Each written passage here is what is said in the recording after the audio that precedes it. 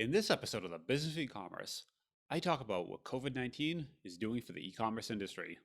This is the Business of E-commerce, episode 129.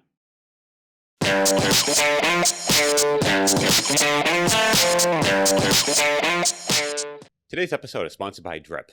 Drip is the world's first e-commerce CRM and a tool that I personally use for email marketing and automation. Now, if you're ever in an e-commerce store, you need to give Drip a try, and here's why. Drip offers one-click integrations for both Shopify and Magento. There's robust segmentation, personalization, and revenue dashboards to give you an overview of how your automation emails are performing. One of my favorite features of Drip is the Visual Workflow Builder. It gives you a super easy way to build out your automation rules visually and see the entire process.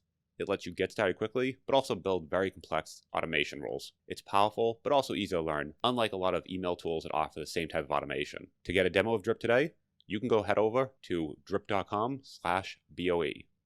That's drip.com/BOE. Now, onto the show. Welcome to the Business of E-commerce, the show that helps e-commerce retailers start, launch, and grow the e-commerce business. I'm your host, Charles Plesky, and I'm here today to talk about what COVID-19 is doing for the e-commerce industry. So notice I said what COVID-19 is doing for the e-commerce industry. When this first started, a lot of folks were very gloom and doom. They thought kind of the sky was falling, business was going to close, everything was getting shut down. I know a lot of folks kind of laid off their employees looking forward, saying, okay, we're going to have this big recession. And in the past few months, that hasn't happened. What we've actually seen, what I've seen through the business here, through talking to different retailers, is there are some folks that have been hit, but more of them have actually seen a drastic increase in business. Some have been on this piece where they've got a huge boost. They were in the right place at the right time, selling products that really resonated, but others have just seen a very steady increase. And I think that's due to several different factors.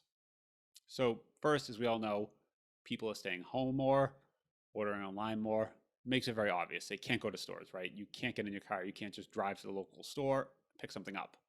So there's that. This is a short term. And what a lot of folks are thinking is that's kind of where the boost is coming from. But I think to unpack, there's some longer term effects there that we're going to see for not just, the next few weeks and months, but this could turn indefinitely. We're going to see a boost.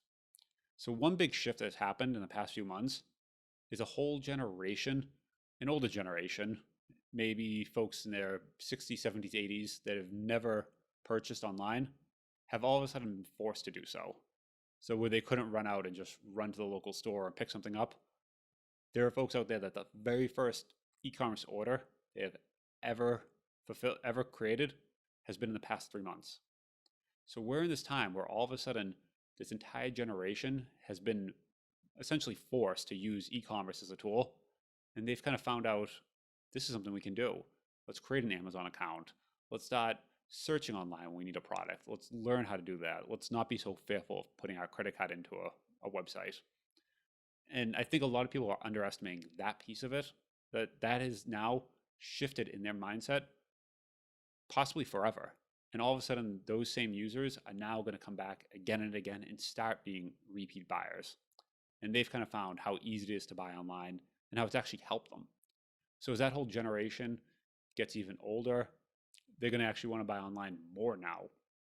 So I think COVID, one big thing, so coronavirus has done is give that generation, the people out there that just have never bought online, they've pulled them into it and now is making them an e-commerce shopper like the rest of us. So I think that's very underestimated. It's also, I think, made a very large shift in remote work. I know a lot of companies I've talked to here that head offices are looking at actually turning their workforces either part or semi-remote. And that is a huge shift on how we're going to buy. If you're not getting in your car every day, you're not driving to an office every single day, on the way home, when you pop into Target to pick something up, go into Walmart, you might not be doing that anymore. That same remote worker now is going to be sitting at home. They're more likely to say, hey, I need to go order a new toaster. Let's just jump online, find that real quick, and they're going to purchase that online. So the whole remote work makes it more apt for users to buy online because they're not in their cars. And I think that's going to be, again, a huge shift that people are thinking this is kind of a pop. But the way I see it is it's going to be a much longer term, maybe indefinite increase in e-commerce and just a shift. There are some segments that are getting impacted. I know if you're selling luggage or wedding supplies or gym bags, you've been hit. That I think will come back. So those industries that have been negatively affected, that is short term, right? Like people are going to start traveling again. People are going to start having weddings again. People will start going to the gym eventually. This all will start happening.